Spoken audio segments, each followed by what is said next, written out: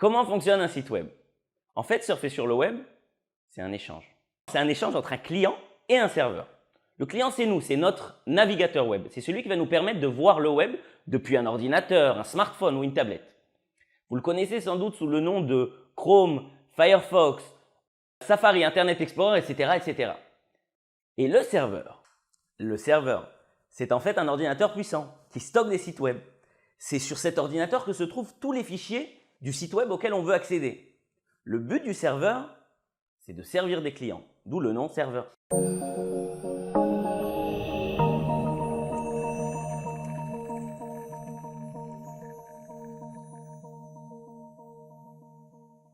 Alors comment se passe la communication entre le client et le serveur? Le client accède à une page web en utilisant son adresse, son URL. On peut décomposer l'URL en plusieurs parties. HTTP, c'est le nom du protocole de communication entre le client et le serveur. Monsite.com, c'est le nom de domaine du site web auquel on veut accéder. Et mon dossier / mapage.html, c'est l'endroit où se trouve la page dans le site. Alors la communication entre le client et le serveur se fait en 3 étapes. Premièrement, le client commande une page web au serveur. Ensuite, le serveur va préparer cette commande, c'est-à-dire la page web en question. Et enfin, il va la renvoyer au client qui va l'afficher.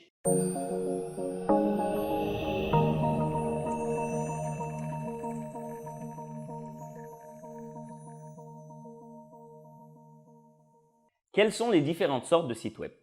Parfois, le rôle du serveur est vraiment simple. C'est le cas pour les sites web statiques. Le client envoie une requête au serveur qui se contente de renvoyer la page demandée. Il ne fait aucun travail sur la page en question, d'où le terme statique.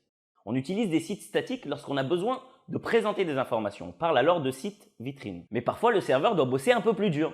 Et c'est le cas pour les sites web dynamiques. Lorsque le client commande une page au serveur, le serveur prépare cette commande. Il fait un travail dessus avant de la renvoyer au client. C'est grâce à ça que nos pages web peuvent être personnalisées en fonction de chaque client ou en fonction de données externes au site. Facebook, par exemple, c'est un site web dynamique.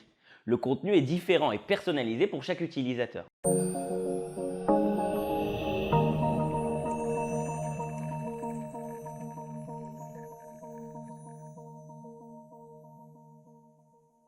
Alors de quoi sont composées nos pages web?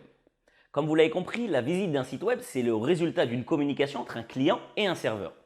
Ce que le client, notre navigateur web, recevra sera écrit en langage client. C'est la partie visible de l'iceberg, souvent appelée front-end. Par contre, tout le travail qu'effectuera le serveur sur nos pages web avant de les envoyer au client sera écrit en langage serveur. C'est la partie cachée de l'iceberg, souvent appelée back-end.